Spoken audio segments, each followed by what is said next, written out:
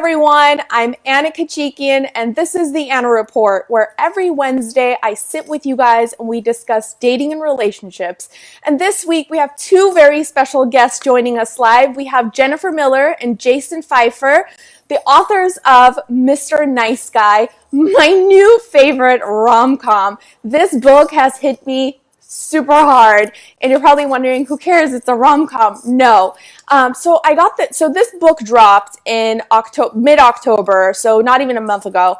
And when I got it in the mail, I started reading it, and then it hit me. I was like, whoa, I'm in it. I'm all for this. I'm into it. And then I'm like, why? What is it about this book? And just literally having internal dialogue about the book. And I realized that it was because it was so raw. It was so real, especially for someone like me who, is in that dating and relationship world, does so much reading and research on it, hears from a lot of guys about women and dating and sex. And I thought, this is so real. This is so raw. And for those of my regulars who know this about the Anna Report, I typically don't like to do any research on the people that I interview because I want to have real reactions on the live. But I was like, I gotta find out halfway through the book. I was like, I gotta find out what it is that Jason and Jennifer did to make this feel so real and so raw. And I'm like, did they pull from personal experiences? And they kind of sort of did. So I can't wait to talk to them about this. And, but then the main character, Lucas, I really connected with him because of how he reacted, how he responded to the sexual criticism by a really hot woman named Carmen. And then, of course, he likes a Macallan 12. Lucas loves a Macallan 12 like I do. So I have my bottle. And you know what? For all of you thinking that I'm an alcoholic, I've had this bottle for 6 months. Look at how much of it I've drank. So I don't drink that much. I just actually drink on the show. Liquid Courage. I'm about to talk to Jason Feifer, you guys. But I don't know if Jason's going to be drinking with us. But here we go. Cheers. I need a lot of Liquid Courage to talk about super risky stuff today on the Anna Report. So I'm really excited about this. So cheers. I'm going to bring Jason and Jennifer on right now and get your questions ready. It's going to be an interesting conversation. All right. Yes, I needed that. All right, let's bring them on. We did it. Hello. We did it. Hi. Hi.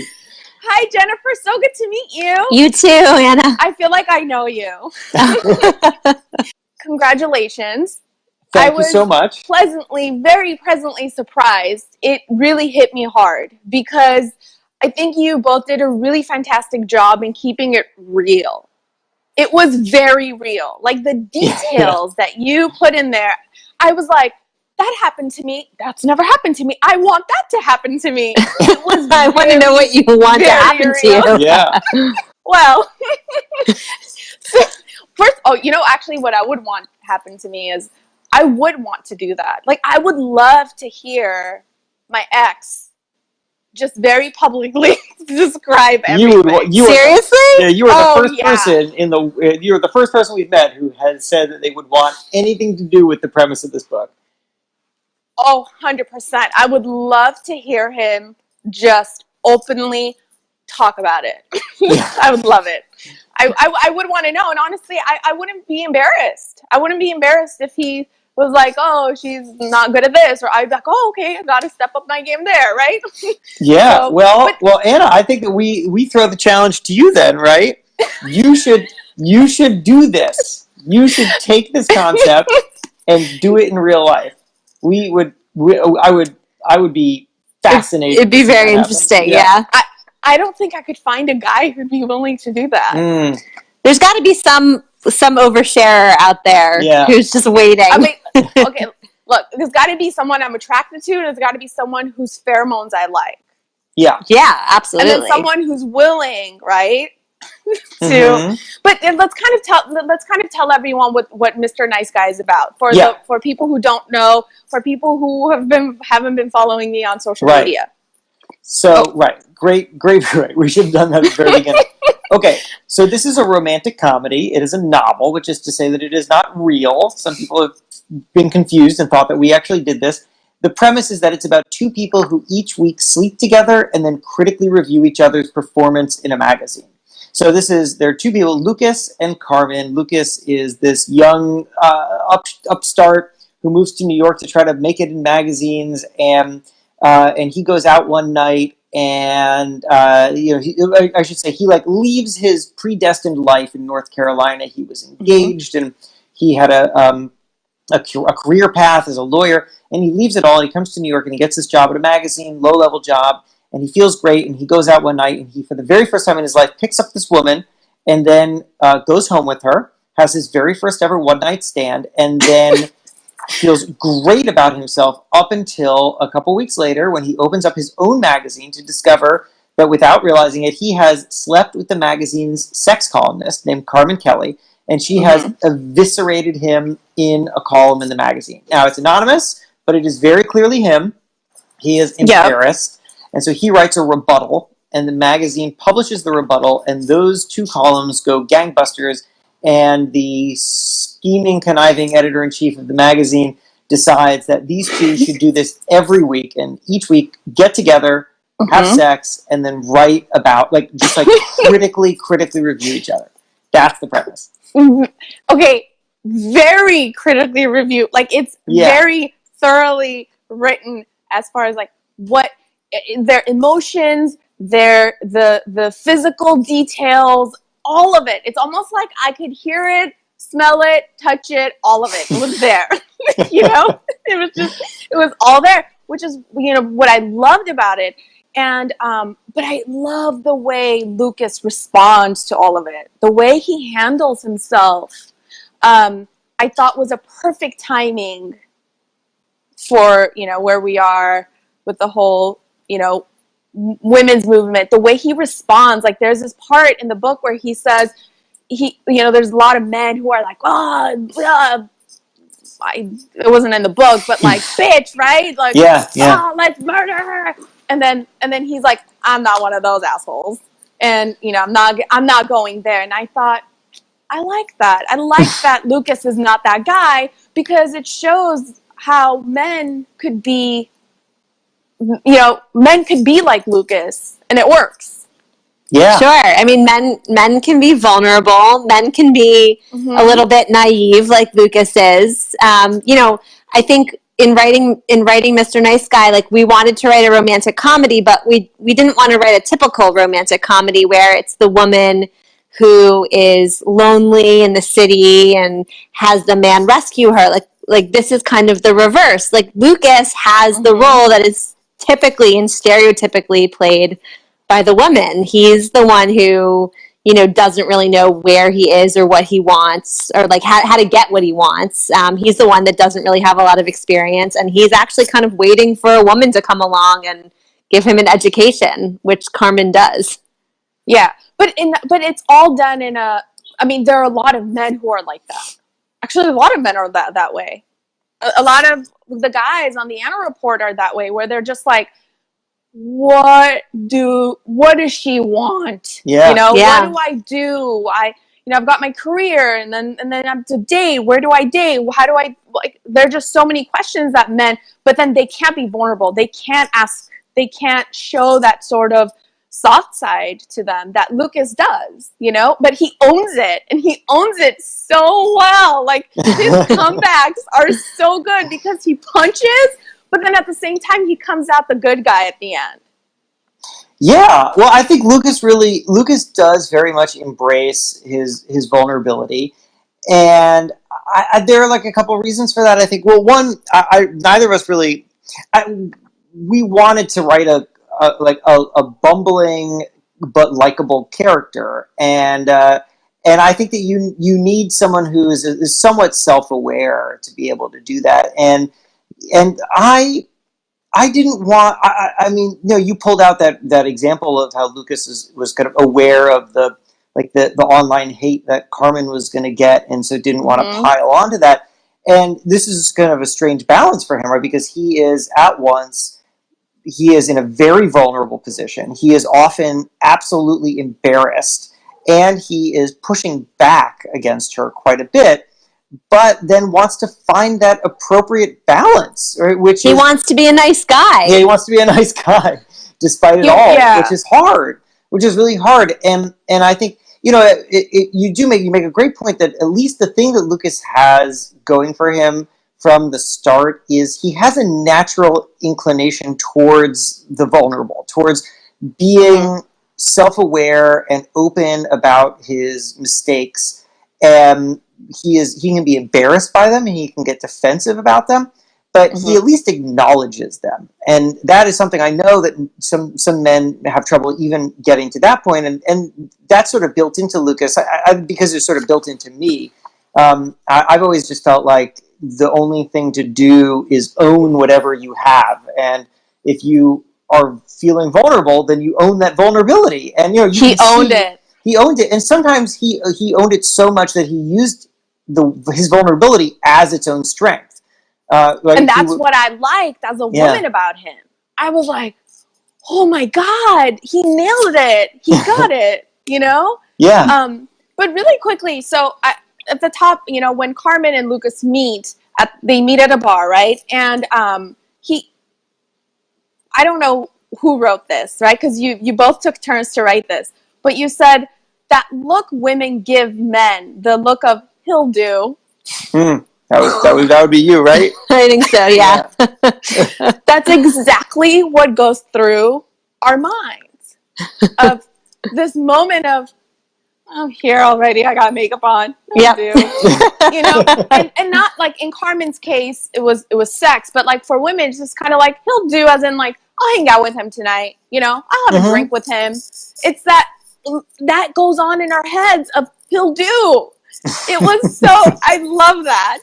And then you talked about the small talk, how, he kind of, he does this whole small talk of like, oh, what brings you here? And then he's overthinking it as he's waiting for an answer from her. And guys do this all the time. Can we talk about the overthinking aspect at a bar when they meet a woman? I mean, I think that's probably why guys fall flat on their faces so often when they're trying to pick up women. I think it's either they just have like way too much bravado and they just come on way too strong and way too intense. And actually maybe that is a product of their own insecurity, or it kind of, the insecurity pushes them the other direction and they just kind of don't know what to do. I mean, I think women, I think that happens to women too. I don't think, I mean, like, I remember when I was dating, most of the dating I did was online. I guess these days, most of the dating that people do is online. You don't typically, it takes a lot of balls to like go out to a bar and approach a stranger. I mean, it's hard. Really hard. I have straight up, I paused to make sure that I am correct. I don't think I've ever done it. I don't think I ever did it. I mean, that's not to say that I didn't like meet women at a bar, but it was typically to go up. Yeah, but to go up, right? Like typically it was that conversation, like, groups merged and conversations began or something like that. But to just identify someone across a bar and walk over to them, I don't think I ever did it. I think I was always too afraid to. I was too afraid because I didn't even know, I didn't even know how to get over the question of what is the context in which she is here.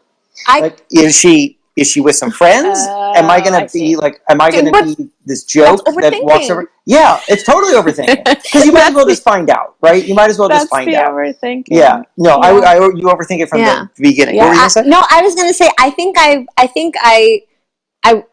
I've been picked up maybe once at a bar. I mean, once that I was at dinner at the Spotted Pig with Risa, with a friend of mine, and a guy came over and gave me his business card, and it was really what is this? Yeah, so he was cute, and he had these like cool Clark Kent glasses.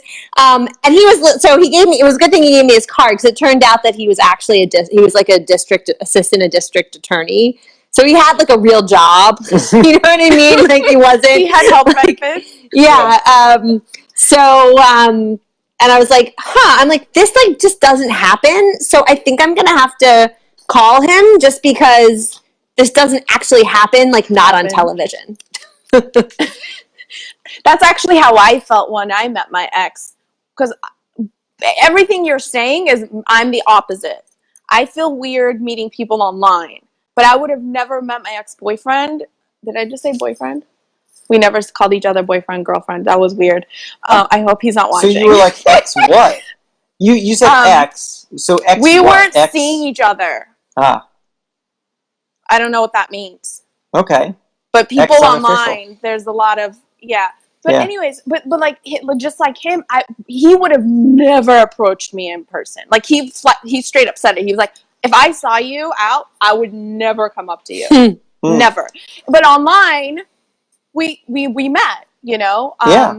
And so, but it's interesting to hear, like, I'm the opposite, but there are a lot of men. It's so scary to go up to women.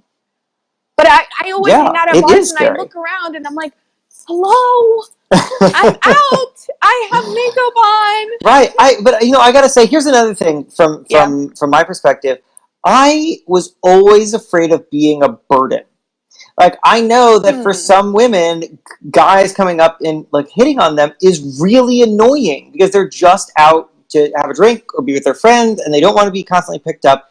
And I hated the idea of being a burden, and I never wanted to do it. And so any time, and this held me back quite a lot when I was dating, is that any time that I felt like there was a chance that some woman would be like, oh, another one of these guys, I just decided I wouldn't be that guy. Like, I'm not even gonna present the opportunity. Yeah. Well, I always tell the guys, I say, it's a numbers game, and you have to be able to read social cues, right? So if she's not, but us women, we want to be able to say he'll do a couple of times when we go out in the night.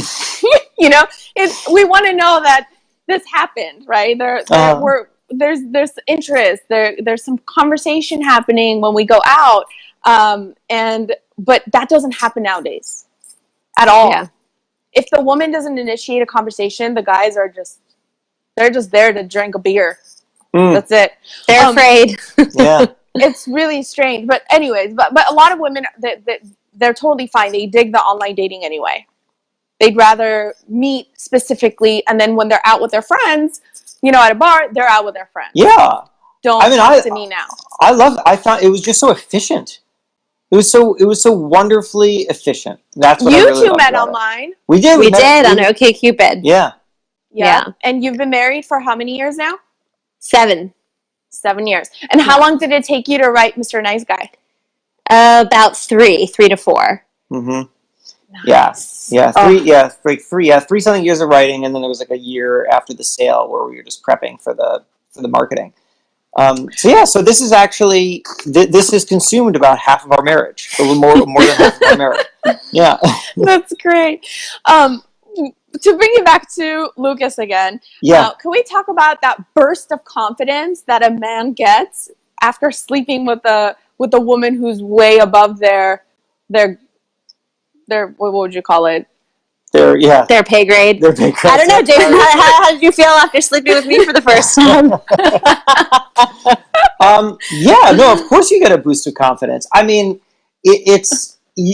so really funny thing here, right? Which is that part of the thought experiment of this book was seeing what would happen when people are totally honest about the thing that nobody's ever totally honest about. Mm-hmm. And so because nobody is really ever totally honest about sex, people generally just try to project to their partner that it was good, right? Because that's the least awkward thing to do. And, you know, and generally speaking, you probably, I don't know. I have no idea. I have no idea if I can say that most people are at least moderately satisfied with sex, but people don't want to tell the other person that like, it was bad. Well, certainly not after you, like, if you, it's like the first time that you've slept with someone. Yeah, well, but right. Yeah. Yes, and that it's someone you like, you don't want to do that. And if it's someone that you don't care about, you don't want to get into it. Like, Right, there's no reason. Worth it, right? Which It's means not worth which it. means that everybody feels like they get good reviews, right? So everybody thinks they're better than they are. Yeah, yeah. Which is everybody sucks at sex. Is everybody basically what you're saying. But there's like a feedback loop, right, in which everybody is telling each other that they're all amazing. So I mean that I would guess is probably where that confidence comes from, which is fine. I'm not really criticizing it, but because the woman is not going to say what the guy could have done better or just say that it was a mediocre time, right? That's like, why even bother? Well, Carmen might have if Lucas had stuck. I mean, part of the Anna would. I mean, that's the thing. Like Lucas, like doesn't know what to do in the morning. He wakes up in the morning. Yeah. And he's not. I mean, he's never had a one-night stand before. He's been with one woman for 6 years, and that's been his only sexual partner. Sorry. Nice view of our bar cart. Yeah. And he wakes up in the morning and he doesn't know what to do. Does he stay? Does he make coffee? Does he leave? Does he leave a note? He doesn't know what to. He doesn't want to be like a wuss about it. So he assumes that that she basically would just kick him out, which she might have, and so he just leaves. he just leaves. But then, how do you think that Lucas knew? If he was so inexperienced, how did Lucas know to respond to Carmen with, well, if you were such a great partner, you would have given me better directions as to what you wanted? How does an inexperienced man know that? You're pulling the threads. I think he was just thinking through it logically. Yeah. Like you're supposed to be so sophisticated and knowledgeable about sex. So don't just criticize me. Tell me what you know. Like you're supposed to be the expert, right? Like she is the sex columnist for this magazine. Why would she withhold, right? Like why would she withhold necessary information if she's not having a good time? She should just tell him. That just seems fair. Yeah, that happens to me all the time. Every time I screw up in a relationship, the guy turns around and goes, aren't you supposed to know this stuff? Right. And no, you're like never supposed to know it. You have to tell them. And that was his great frustration. And I think is totally fair, and everybody feels that in some way, which is like, if you don't like something or if you need something, say it, because nobody's a mind reader. Mm-hmm. And that was his really ultimate frustration in that very beginning, is that he went home with this woman, seemed to have a fine time, and then she then she basically hits him with this litany of things that he did wrong that he was supposed to do, as if there was some kind of guidebook that he didn't follow. But you know what? She never gave him a guidebook. So how are you supposed to follow the guidebook if you don't have the guidebook? Which really means that it's incumbent upon the person who wants something to say it. Right, to ask for it. Yeah. To ask for it, yeah. Yeah. That was a big thing in the book. I feel like right away I'm like, yes. But I just love the way he said it. You know, he was so good about it. He was so good to just, you know, give his rebuttal, but at the same time be so logical and be so vulnerable at the same time and say, hey, you're calling me out, but you never gave me any direction and you never said what you wanted, what you didn't want, none of it. Right. I'm just trying to think from my personal experience if I've ever asked for something and didn't receive it. But no, I feel like if you can communicate like, hey, I want this or I like this, guys, pay attention. Yeah. People want to know. They want to know. I mean, you know, it's so funny because everybody has something that they want and they're afraid to share it. They're often afraid to share it. And yet your partner, the other person, always wants to know. Right? So it's like you have this thing, the other person wants it, and yet you're afraid to share it. And that I feel like that is like that's probably the very core. That's the core of humanity. Right. Well, I mean, that's predicated on a very favorable view of humanity, which is that people are inherently not selfish. Like, right. They want their partners to be happy, which I hope that's the way that things actually are. It's true, they do. Especially, you would think that a man in that moment wouldn't even be thinking or listening, but they do. They do. Yeah. You just have to ask, which is what I'm like, there aren't that many women listening, but when they are, I'm like, just ask for it. It's magic. They listen. Especially when it comes to sex, they listen. Yeah. If you're asking him to take out the trash, he's probably not listening. But if you're asking him to sex, he's listening. He's listening. He wants to know. He wants to know. Yeah. And he's not a mind reader. And he's doing his level best, but he cannot. He often needs some guidance. We all need some guidance. And I think that we hope that if people take anything away from this book, it's really about the importance of communication. I mean, these two characters over communicate, and yeah, and it does not go well. But you'll see if you read the book that they do, even despite the very acrimonious situation that they're in, the kind of communication that they're doing in this very, very open style does ultimately lead to good things. 100%. Couldn't agree with you more, but I have to mention this. You referenced Sheryl Sandberg. Who was that? Who did that? That would probably you. I think that was me. Yeah. When you said, "Can I find it?" Yeah, I would love that. Yeah. So this is while you find it. Listen, this is the funny thing about talking to someone whose book just came out is that though it just came out, we haven't looked at it in like a year. In like a year and a half. Yeah. Page 68. Hold on. Ooh.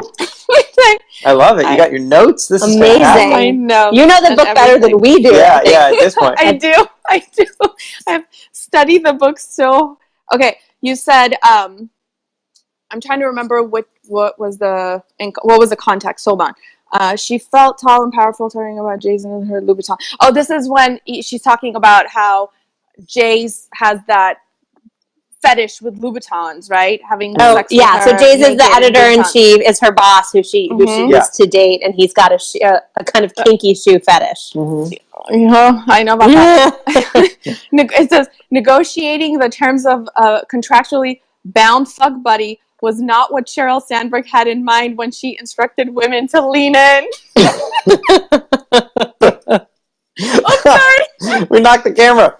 That's a good line. Yeah. That was a great way to go. I loved that. That was epic. That was my I was laughing hard on that. Well, my last question, I feel like you buttoned it up, but what would you say is the moral of the story when it comes to Mr. Nice Guy? Man, I honestly haven't really thought about the book having a moral. We just wanted it to be a good time. Yeah. What's the takeaway? Yeah, the takeaway. Yeah. I mean, I think. Yeah. I mean, I think the takeaway is that when you are in an environment where people are very competitive and very ambitious, it's really easy to lose yourself, and it's easy to lose sight of who you are and your priorities, and what real happiness means for you. And I think for both of these characters, the process of the book is them kind of coming back to finding themselves and figuring out who they are and what they really want, and how they can move forward in their careers in dignified ways, as opposed to, ways that are less than dignified. Yeah, and I will go back to something that we were just talking about earlier, which is about vulnerability. So Lucas, you could really try. I hadn't really thought about this until right now, but you could kind of chart if you started putting things into columns of good things that happen to Lucas, our main character, and bad things that happen to Lucas. The good things really are always driven by, in some way, he being open and vulnerable. And the bad things always happen when he is not that. When he shuts down, when he becomes defensive, when he goes on the offense. Right, when he tries to puff himself up too much. Right, yeah. Yeah. And I really do think that's real life. And that's not to say that, like, I'm saying that men need to go around being, like, wimpy or whatever, right? But what I am saying is that you need to be open and honest with yourself about what you've got and what you don't. And I don't think that anybody faults you for not knowing something or not having something. But what they will smell immediately is your attempt to cover that up. And so a lesson that I learned a very long time ago as a reporter was that if I didn't know something, if I was interviewing somebody and I didn't understand what they were saying or talking about, to just ask them, like, to be like, I don't know what that means. Can you explain that? And like, I was afraid to do that at first because I thought that they would think that I was dumb, but they never do. People appreciate the honesty. Yeah. They appreciate the honesty, and then they'll explain it.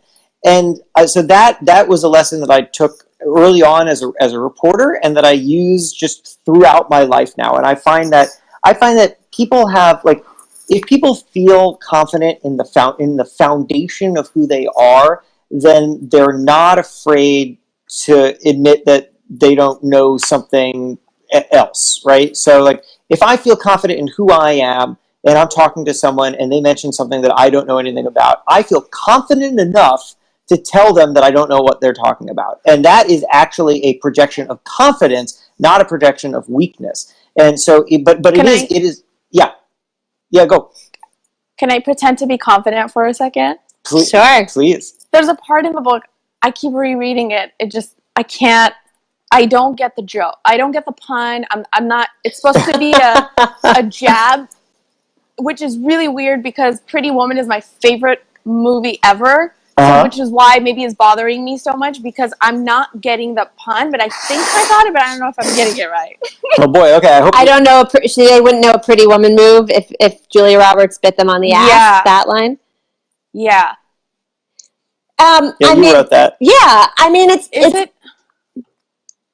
basically the idea that so in that movie, Richard Gere, like, he's the consummate gentleman, right? Like, he whisks her away for the evening to the opera. He, like, gets her that amazing dress and that necklace. And that necklace and takes her away for this just insanely extravagant but also, like, very romantic and moving date, essentially. Yeah. That's a Pretty Woman move. And and I think what Carmen is basically saying is, like, most guys, like the guys that she's dating, right? Like the banker guys and the bro-y guys, like, they think that, like, somehow that, like, the romantic thing is, like, taking her to Vegas to go watch, like, UFC at the Octagon. Like, they wouldn't know, like, real romance and like, passion if it was like a lead anvil that fell on their heads. They wouldn't know it. Gotcha. I'm glad you clarified, because my head went somewhere else. My head was literally, you know where my head went with that? I thought it was a reference to, like, Instagram models. Oh, interesting. I thought it was a jab at Instagram models. Like a Pretty Woman, like a modern day Pretty Woman, or like the Instagram models, like, where they're traveling the world but you never see sugar daddy. Oh, funny. That is way outside of our area of knowledge. Jen is, like, never on Instagram. Like, almost never. Yeah. What's Instagram? I don't know. Well, I've tagged you in a lot of posts. No, I mean, yeah, no, she's seen those. I've seen those. She's seen those. We've been very appreciative of them. Yes, it's been amazing. Yeah. The videos of you watching the book have been amazing. Yeah, I've been laughing hysterically reading this book, because, again, these are in my inside thoughts.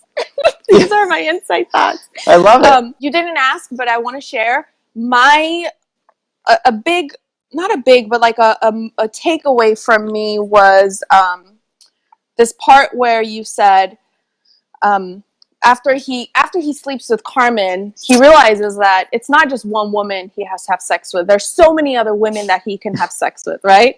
And so he says the buffet of professions of real people with important functions in the world who are also feral sexual creatures. And I'm like, that's very, to look around at these really just all people and go, everyone is a sexual creature. Yeah.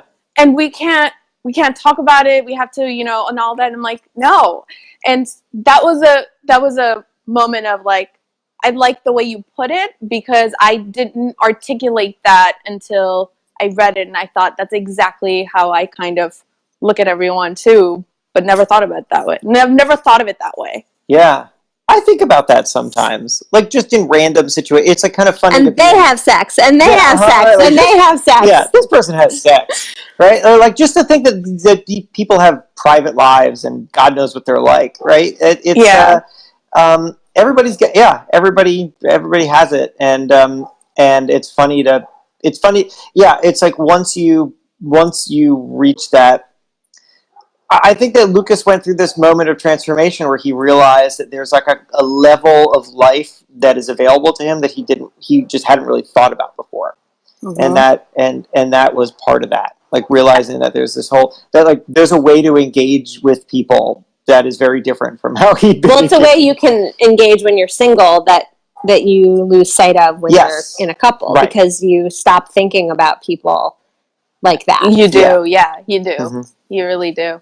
Right. But thank you for writing this book. Thank you so much. The time to sit down with me and share Mr. Nice Guy with all of us, and for testing. Testing so many times. It was fun. It was fun. I'm glad we got it to work finally. And Finn, and congratulations. Yeah. You guys are pregnant. Yeah. Yep. Mm-hmm. Congratulations. Thank you. Which is why I'm the only one drinking tonight. Oh, and I guess I should. I should note. So I love that you went Macallan. I just don't have a bottle of Macallan at home right now, so I'll just give a shout out to the Teeling that I'm drinking right now. Nice. Which is quite good, and so some other single malt Irish whiskey, and I am enjoying it. But Perfect. Cheers to you. Cheers. Yeah. Cheers. All right. Thank you so much. Oh, it's bad. Like I have to drink. Yeah. But thank you, and everybody who's watching. Check out the book. You can find it on Amazon. Whatever. Amazon. So Kindle. There's an audiobook version. Go to your local bookstore, and if it's not there, ask them to order it. But Dave has been linking it multiple times. He just linked it again. Dave is. That's awesome. He's been linking it for us. Thanks, Dave. Throughout the whole live, but also. Someone asked me who did the voice for the audiobook.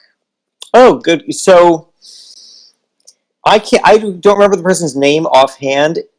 If somebody's curious, I mean, I think the guy says his name at the very beginning, but if somebody is listening to the audiobook and wants to know, you should just reach out to me and I'll tell you. Okay. You know how to contact me because of my comments or whatever, jasonfeifer.com. But we do the read the columns, yeah.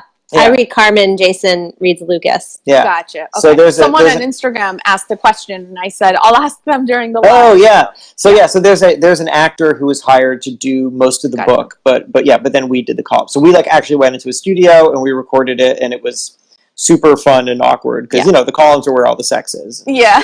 Yeah. That's great. Yeah. I love it. Thank you. This was amazing. It was, thank you, really fun. Thank you so much. Okay. Yeah. This was great.